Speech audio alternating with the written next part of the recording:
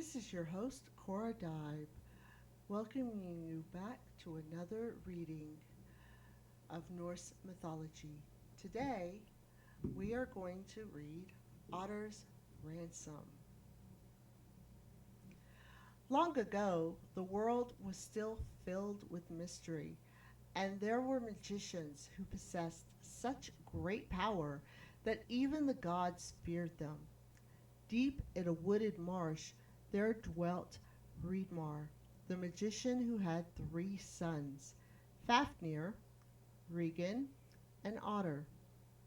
Hreidmar taught his sons all that he knew of runes, troll lore, and other forgotten magic. The greatest spell of all was the spell of changing that allowed a man to change his shape at will.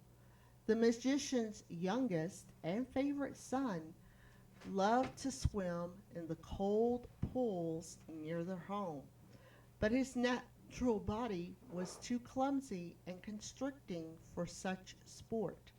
So he would transform himself into the form of an otter for better swimming and sliding, and for this reason they called him Otter. You should be careful, Otter. I taught you my skills so well that some hunter may mistake you for the real creature and slay you. Don't worry, Father. I'll be careful.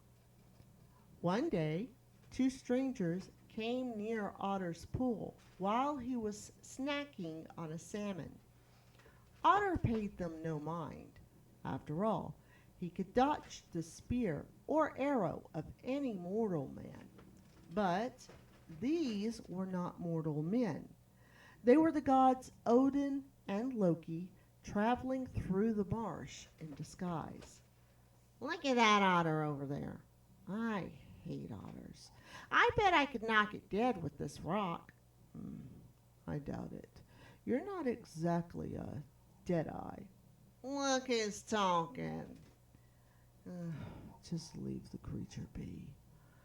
But Loki skipped the rock across the waters with supernatural speed. The rock struck Otter dead. Got him. Loki retrieved the carcass of the otter, along with the salmon he'd been devouring. Yeah, two kills with one stone. Salmon. You are a strange one, Loki. Come on, we need lodging for the night. I see smoke rising over the trees. Someone must live here in these merry woods. Of course, this was the home of Hreidmar the magician, and little did the traveling gods know they had just murdered his son. Greetings, we are travelers. We seek lodging for the night. We have no money to offer you in return, but we do have a nice salmon to give you as a gift. Yeah, actually, I already ate that. Odin glared angrily at Loki. But we do have this lovely otter. Loki held up the carcass. You, allergic to otter or something? The magician's eyes burned with fire. Well, you don't have to eat it. You can make a nice hat out of it. Maybe a lady's purse. No, they look like such mangy creatures, but they really do make nice accessories. The magician ripped the otter out of Loki's grip. Touchy, touchy. Must be an otter lover or something. Come inside. We will see that you get what you deserve. The magician turned and disappeared into his dwelling. Well, that's not cryptic or anything. Loki, do something. Do nothing to offend this man. He seems to have secret knowledge. There are many men in this world who have incredible powers. There are many men in this world who have an attitude problem. Loki.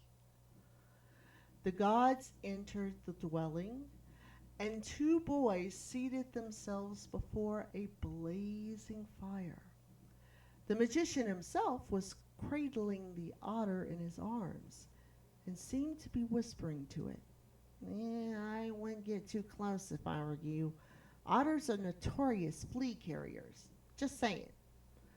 The magician snarled at Loki. Then, tenderly stroking the dead otter's fur, he laid it upon a table. His two sons were staring at the dead animal with the same intensity as he did. Maybe. Now, let's prepare you a dinner like you've never had before. We thank you for your hospitality. The magician skinned the otter, and as he did, great tears fell from his eyes. Otters make you cry, huh? Onions always do that for me. Stranger, this otter was very special to me, but you will learn that in time. He diced up the creature's meat and threw the pieces in a boiling pot upon the fire. He mumbled softly while the stew cooked. When he was finished, he placed 2 steaming bowls before the gods. No thanks, I had otter stew for lunch. Just eat. It is rude to refuse your host's meal. The magician watched with a maniacal glee as they began to partake of the stew. Yes, he died. It would be a pity for you to lose your strength. Oh, not bad. Who knew otter tasted just like chicken? After the gods had greedily cleaned their bowls, they leaned back in their chairs and massaged their full bellies. Odin, I feel strangely tired, almost weak. I feel the same. My limbs are heavy and my mind is dull. Friend, what was in that stew? The magician did not reply, but motioned to his sons who stood in the shadows. Fafnir, ring, and bring the chain. They came forward, bearing a length of chain between them. Bind them. The magician did not give this order to his sons, but to the chain itself. It sprang from the boys' hands and coiled itself around the gods, fettering them firmly to their seats. What is the meaning of this? You slew my son. We didn't kill anybody, you crazy old loon. My son, the otter, is dead because of you. You're kidding. Would I joke about the death of my son? No, I mean you really named your kid Otter? There must be some mistake. We have murdered no one. He was named Otter because that's just the shape that he loved to change himself into. Oh, maybe we did. The god's guilty eyes moved to the otter pelt still laying upon the table. Sorry? Even if we did murder your son, it was an honest mistake. We had no idea.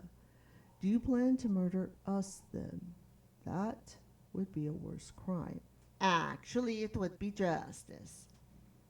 Surely you must take something in return for the life of your son. Demand a weregild, a ransom for your lost son, and we will pay it. No, I will take nothing from you but your lives. The magician drew a knife and moved toward them. No, I'm too clever to die. Beware, we are not mortal men. We are gods. Gods or men, it matters not. That potion I fed you has rendered you helpless. Now die. Fafnir caught his father's sleeve. Wait. Ask them to give us treasure for Otter's Weregild, then we'll live like kings. Stupid boy, that will not bring Otter back. Nothing can bring Otter back, not even their deaths. These men say they are gods. Surely they can give us treasure that will ease our pain. Reedmar paused thoughtfully. and then resheathed his knife. Very well. The magician picked up the otter's skin and held it open sack-like before the bound gods. One of you must go and find me enough red gold to fill my son's pelt. It must be enough treasure to cover every last hair of his body. Then, and only then, will we set you free. Seriously? Loki, you got us into this scrape. Now get us out of it. All right, all right. Same old story. Loki saves the day. But leave those magical flying shoes of yours behind, or you'll fly the coop and never return. You know me too well. Fine. The trickster god was freed. He handed his sky shoes over to the magician and stormed out. Where am I going to find a treasure at this time of night? We're in the middle of a stinking marsh. I have half a mind to leave Odin where there to rot. As Loki stalked through the marsh, the raspy singing of a dwarf filled the air. La la la. Ah, great. Dwarves. That's just what I... Oh, wait a minute. Dwarves. That is just what I need. No one hoards treasure like those little boogers, and they're bound to have a stash around here somewhere. Loki spied the dwarf ahead. His name was Andvari, a chubby little fellow with an enormous red beard. He was skipping merrily toward one of the moonlit pools. Ah la la. My, what wonderful singing. The dwarf whirled around. Who in the name of Durin are you, and what do you want here? Oh, me? I'm just a kindly stranger. I was just admiring your singing talent there. Always had heard that dwarves were marvelous creatures. Now see, it's true. You look like a liar. Liar? Oh, no, not me. I'm just an interested party, just met a magician who could turn himself into a otter. You dwarves can't do anything like that, can you? The dwarves are superior to humans in every way. Except in height, right? No offense. I could turn myself into giant oak or tiny acorn. Trees. Not very impressive. Why not something challenging, like fish? Very well. Then will you believe me? Yeah, of course. Loki watched as the dwarf transformed himself into a pike and dove into a nearby pool. See, I am fish. Yeah, you are. Loki jerked a dragnet from the satchel slung at his side. And this, my gullible friend, is a net. Never leave home without one. Loki caught the dwarf fish up in his net and lifted him from the water. What are you doing? I can't breathe. I can't breathe. Andvari quickly transformed back into his dwarf form to find Loki's dagger poked in his face. Quit squirming and start talking, half-pint. Where's your treasure? You tricked me. How dare you trick me? What kind of person would do such thing? Strangely, I'm called Loki the Trickster. Ever heard of me? The dwarf's eyes grew wide. Everyone had heard of Loki. Now, fish face, tell me where to find your hoard of gold, or I'll give you a permanent set of gills. The only things dwarves prized more than their gold was their lives. So Andvari reluctantly guided Loki back to his cave. Within was his treasure, a heap of glittering red gold. Perfect! I really should now, but don't try any funny business. As Loki greedily examined the hoard, Andvari snuck a ring from the pile and hid it behind his back. I saw that. Nice try, worm breath. Hand it over. No, no, no, no. You can have all of my gold, but I must keep this. Please, please. You dwarfs are so whiny. Give it to me. Loki examined the ring from the dwarf's wrenched the ring from the dwarf's grip and examined it. It looked so small and insignificant compared to the rest of the treasure. Loki smiled craftily. Fine, I'll let you keep the ring if you tell me why you want it so badly. All right. This ring is how I make more gold. Whoever wears the ring always be rich. Mm, can't believe it. It's true. I made all this gold. No, I can't believe you actually told me that. What a sucker.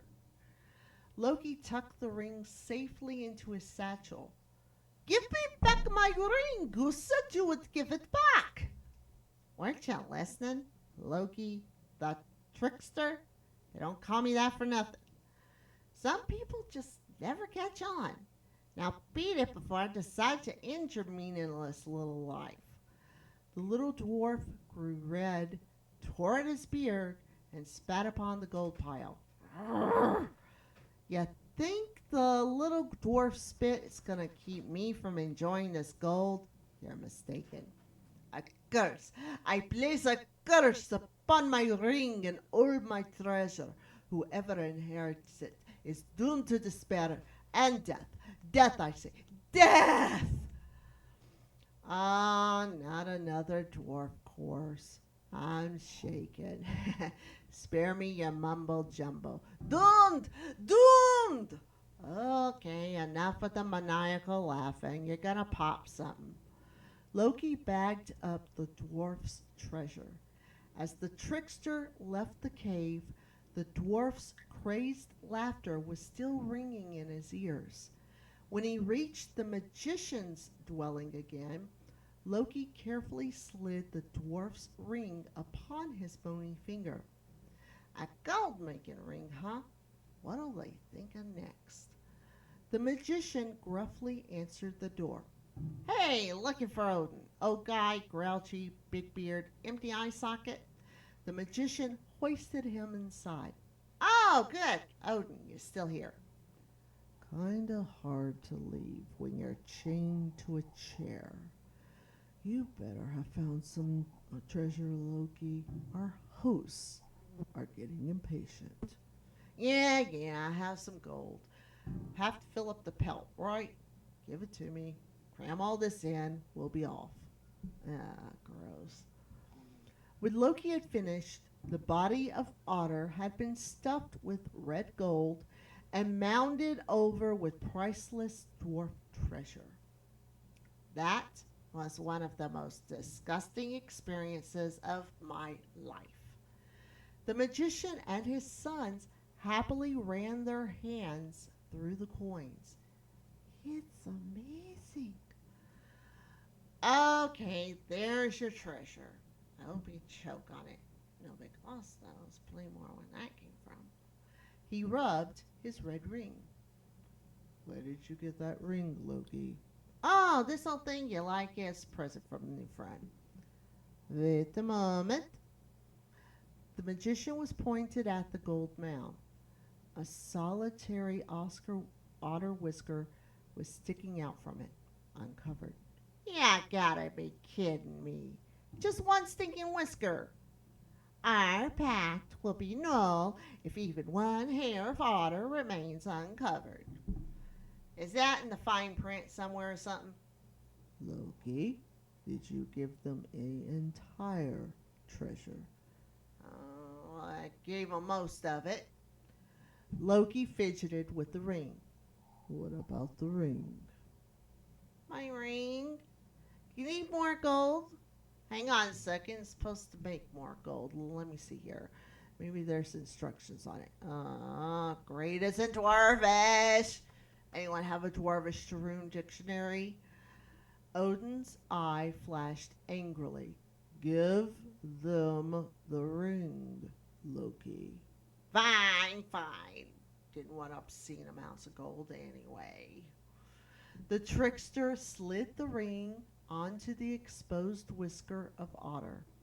Immediately, the magical chain that bound Odin fell loose to the ground. Now let's get out of here before anything else disastrous happens. Let me just get one more look at that ring. Odin grabbed Loki and dragged him out of the magician's dwelling.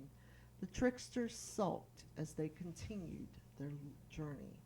You couldn't have let me keep the ring. You could not have killed that otter. At least there's a horrible curse on that treasure. Oh, no, did I forget to mention that to them? Oops, silly me. Oh, well. Back in the magician's dwelling, the curse had already begun to work. Hreidmar and his sons beheld the gold with strange red lights in their eyes. At first I thought nothing could make me forget my grief over Otter, but after seeing this treasure, we are richer than we've ever dreamed. Father, let's divide the treasure 3 ways among us. That would be the only fair way. Fair? Who said anything about fair? I am the father. I am the keeper of the magic. Do either of you think you deserve this treasure more than I do? No, Father. The treasure is yours.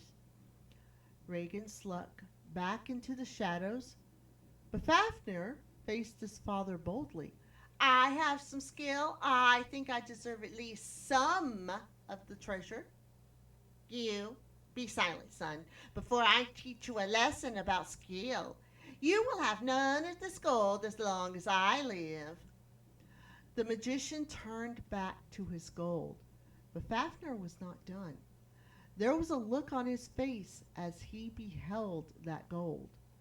It was the look a wolf gives his prey. So be it. Fafnir drew a dagger. Sorcery cannot protect you from steel. Fafnir sprang toward his father. Fafnir, no! The gold is mine! Mine! Ah! The blood-stained corpse of Hreidmar lay upon the floor, and Fafnir smiled over it. He pointed the same bloodied knife toward his cowering brother. Now, Regan, you see what happens to those who stand between me and what I want. Run away like the coward you are and never come back. Regan, his white face white with fear, bolted from the house, and Fafnir was left alone with his treasure. He carefully picked up the red ring and placed it upon his finger. It is mine, mine! Soon after, Fafnir took his treasure and hoarded it in a deep cave. Then, using his magic, he transformed himself into a great worm, an armored dragon. He multiplied his cursed hoard of gold and gems with the help of Andvari's ring until it was mountains of wealth. He stretched his scaly body out over the mounds of gold and spent his days and nights guarding them. Years passed. The poisonous fumes of Fafnir's breath caused the woods around him to wither into a wasteland. Many foolish warriors heard of the dragon's treasure and came to retrieve it, but they paid for such foolishness with their lives. The red gold was indeed cursed, for Fafnir began to forget he ever had been a man, and eagerly feasted on those of his own kind. His greed lengthened his evil years, and he lived for centuries as the scourge of man.